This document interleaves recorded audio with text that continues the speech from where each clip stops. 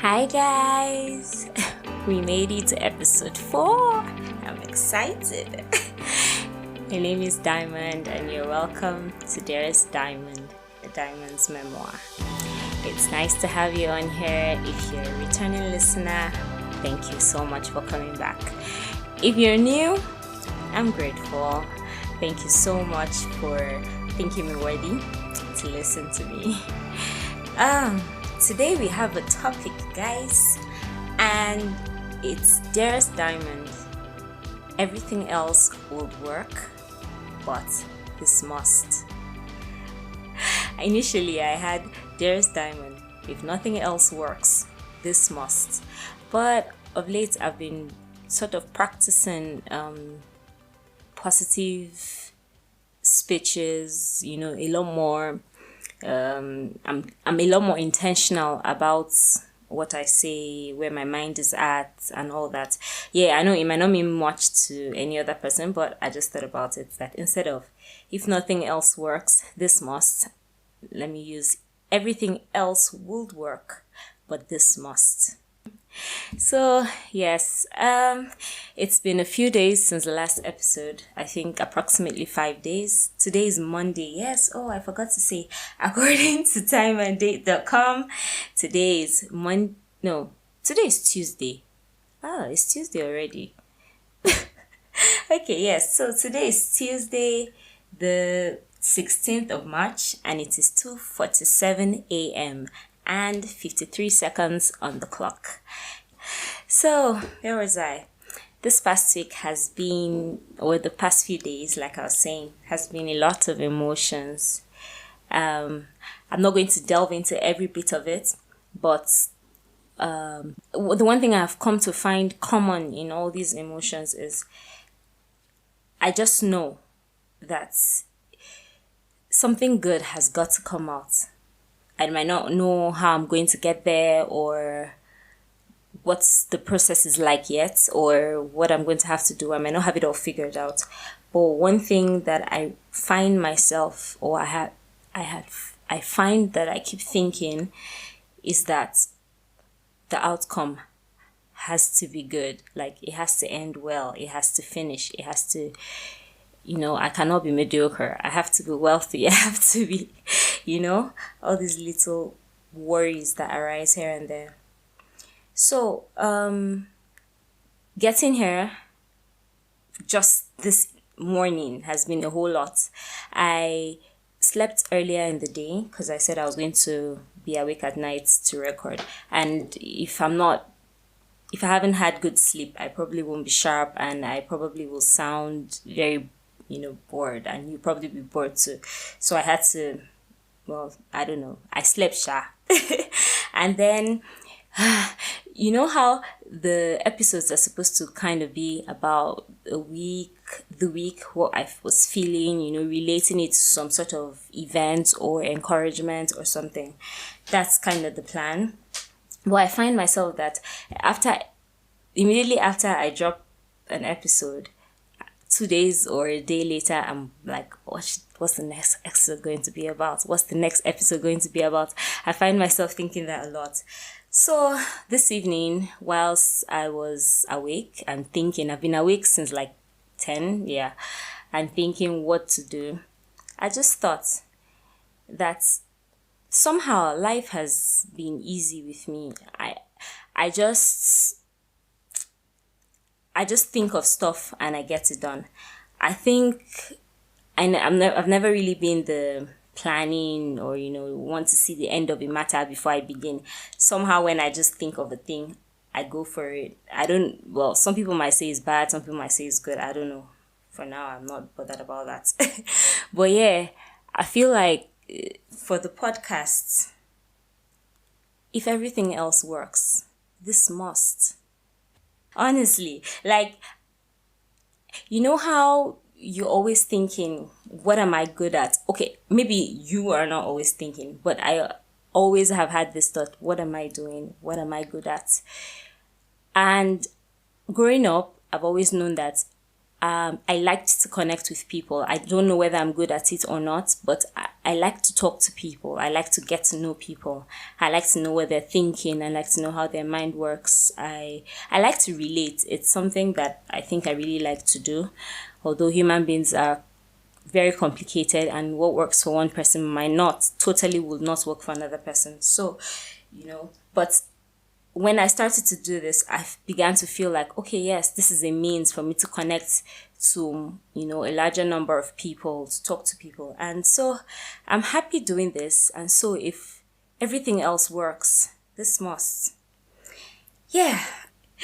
So, I'm grateful for all the reviews I have gotten so far. Honestly, thank you for the honest reviews, my friends. I'm very grateful. It means a lot to me that you are even listening at all and, thinking it good enough to give me reviews. I hear you all.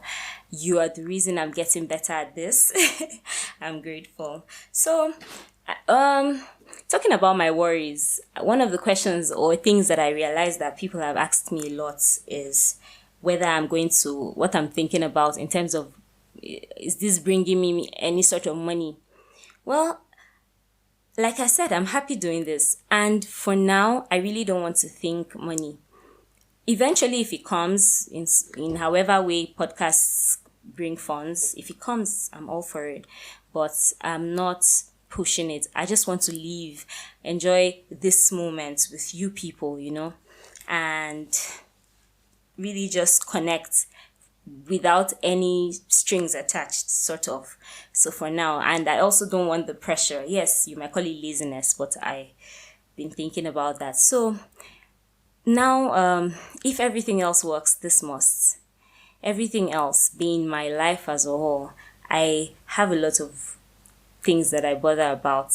I don't know what my problem is, but yes, I worry that I'm complacent. I worry that I'm not giving life my best. A lot of times I just sit back, I'm like, what's up? And then a lot of people say I overthink things. Some of my friends say I don't live in the moment. I've heard a couple of things here and there. Oh, they might be right. But one thing I know, one thing I'm certain of is if everything else works, this must. Now, I'm going to be reading. Okay, there's this book I've been reading. I started reading it in the beginning of January, and it's called Shoe Dog. It's written by Phil Knight. It's a memoir by the creator of Nike. Phil Knight is the creator of Nike. I started reading the book in the beginning of January. It's a really good book. If you can get it, please do. And then I finally finished it earlier today. Yeah, can imagine. And it's not because I read it for like 2 weeks and got to the end, and for some reason I just didn't want to finish. But I'm going to read 2 pages from page 381 and 382. And I don't know, I hope it does to you what it did to me. So it says, I can't sleep.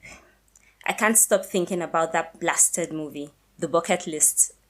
Lying in the dark, I ask myself again and again, what's on yours? Pyramids? Check. Himalayas? Check. Ganges? Check. So? Nothing. I think about the few things I want to do.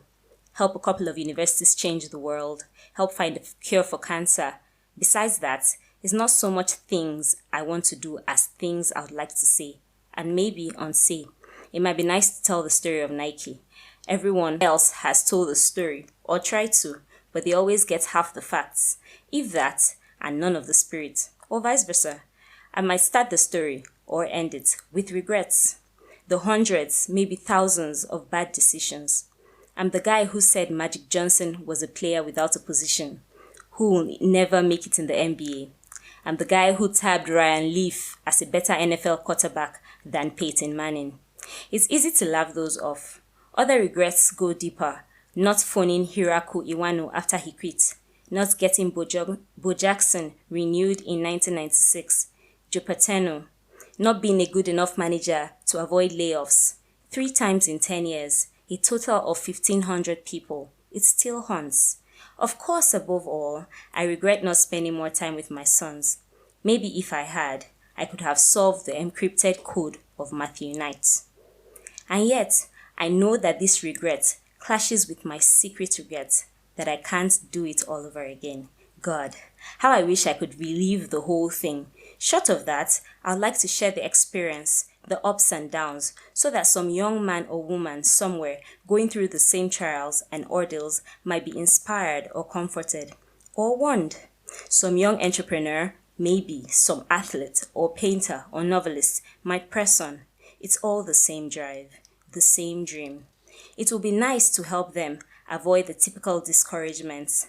I'll tell them to hit pause, think long and hard about how they want to spend their time and with whom they want to spend it for the next 40 years. I'll tell men and women in their mid-20s not to settle for a job or a profession or even a career. Seek a calling. If you don't know what that means, seek it. If you're following your calling, the fatigue will be easier to bear. The disappointments will be few. The highs will be like nothing you've ever felt. I would like to warn the best of them, the iconoclasts, the innovators, the rebels, that they will always have a bull's eye on their backs. The better they get, the bigger the bull's eye. It's not one man's opinion. It's a law of nature.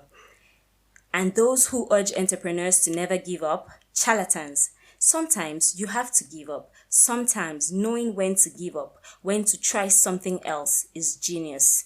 Giving up doesn't mean stopping. Don't ever stop. Luck plays a big role. Yes, I'd like to publicly acknowledge the power of luck. Athletes get lucky. Poets get lucky. Businesses get lucky. Hard work is critical.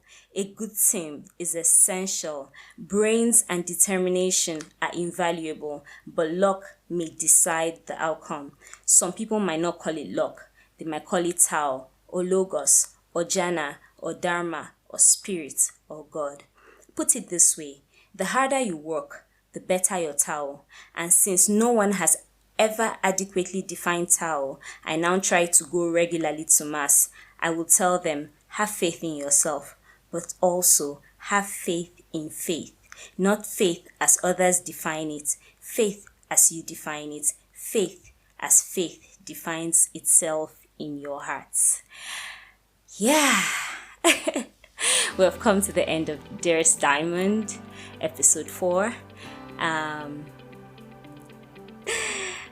If everything else works, this must.